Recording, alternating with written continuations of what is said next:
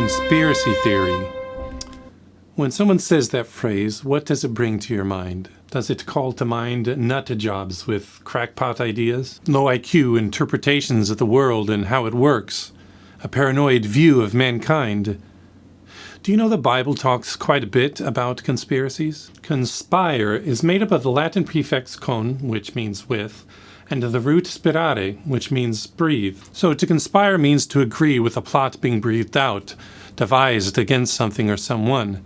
It usually involves secrecy and deception, and Scripture is filled from Genesis to Revelation with examples of this. Joseph's brothers conspired among themselves to get rid of him, Genesis 37:18-20. Servants of Joash formed a conspiracy to kill him, 2 Kings 12:20. The princes of Babylon conspired against Daniel, Daniel chapter 6. Men made a conspiracy against King Amaziah and slew him, 2 Kings 14:19. The Jews made a conspiracy to lie in wait for Paul and to kill him, Acts 23:12-15. Pekah conspired against King Pekahiah and killed him in his palace, 2 Kings 15:23-25. Queen Jezebel conspired to have false witnesses accuse an innocent man of a crime so she could seize his property and give it to her husband, 1 Kings 21:8-13. Jehu conspired against Joram, 2 Kings 9:14-26. Delilah and the Philistines conspired against Samson, Judges 16. Mordecai discovered a plot to kill the king and warned him, Esther chapter 2. Baasha conspired against King Nadab and killed him, 1 Kings 15:25-28. Zimri conspired against and killed King Elah while he was drinking himself drunk, 1 Kings 16:8-10. Gedaliah was warned that men were plotting a conspiracy against him, and he was like, get out of here with your conspiracy theories. He wound up dead. Book of Jeremiah 11:9. Absalom conspired against his own father King David to steal the kingdom from him. 2 Samuel 15:12 records that the conspiracy was strong. One of David's most trusted advisors also became part of this conspiracy.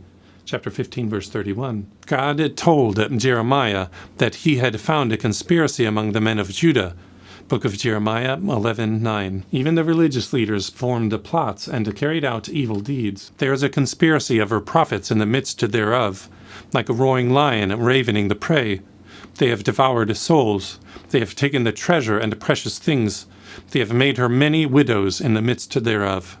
Book of Ezekiel 22:25. The Jews' enemies plotted to hinder the rebuilding of Jerusalem, and conspired all of them together to come and to fight against Jerusalem and to hinder it. See Book of Nehemiah, chapter 4. The prophecies in Daniel and Revelation and other books are filled with warnings of plots, conspiracies, lies, and deception. David begged his Maker to hide him from the secret counsel, conspiracy, of the wicked, Psalm 64:2. Such men shoot in secret at the perfect, verse 4. Encourage themselves in evil matters, verse 5. Talk about secretly laying traps for people, verse 5. And are deluded enough to believe they can get away with it, verse 5. Biblical prophets were frequently conspired against. See Book of Jeremiah 11:19 for one such example. The Pharisees plotted against Christ secretly to get rid of him. Matthew 12:14, 21:38-41, 26:3-4. These are all conspiracy facts, not theories. But the ultimate conspiracy is recorded in Psalm 2. The rulers of the earth set themselves against the Lord, and the rulers take counsel together against him and against his anointed, saying, Let us break their bands asunder, and cast away their cords from us.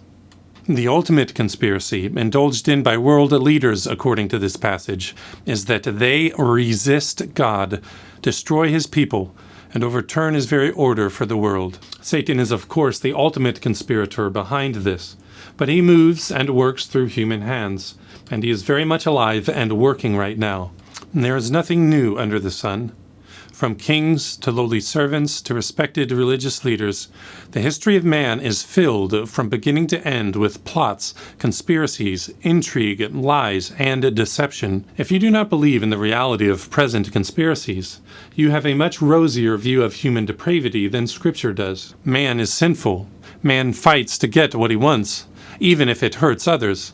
Man will use lies and deception to accomplish his ends. Man is in rebellion to God and plots against the people of God. No group of people or time in history is above or immune to this. To think that we have moved beyond a point in history in which world leaders conspire against their Maker and humanity is terribly, terribly mistaken and anti-biblical. To assume that all bad guys carry pitchforks and spout hateful things is naive in the extreme.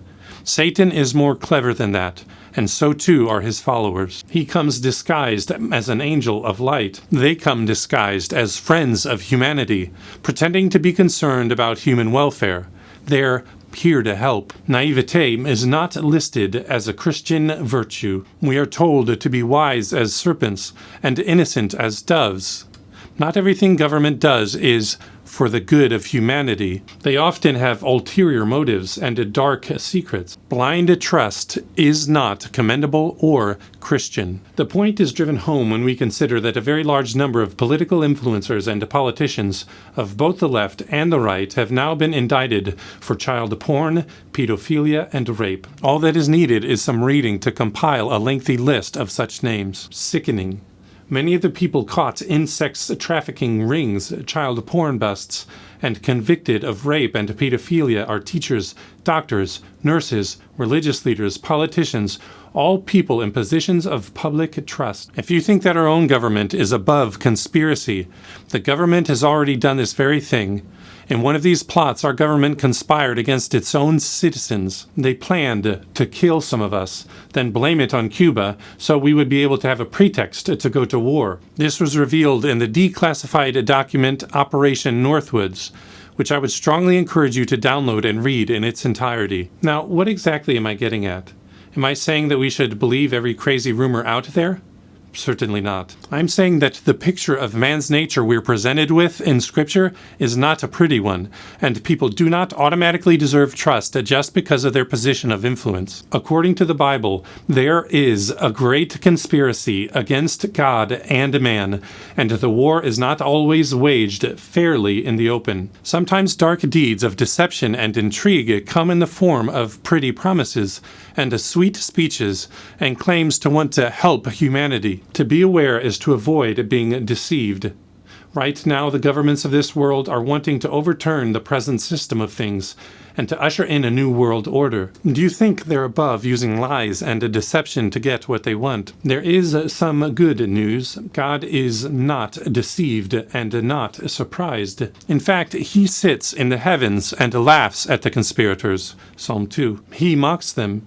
Though they conspire against his people, Psalm 83, 21:11, it will come to nothing. The gates of hell cannot prevail against the church. We know how the story ends. But, church, we need to recognize the tactics and methods of the enemy, and those he uses on earth to accomplish his ultimate conspiracy against his Creator. The conspirator places his helpers in strategic positions of power and even places of trust like churches. Angels of light who are wolves in sheep's clothing. Watch carefully.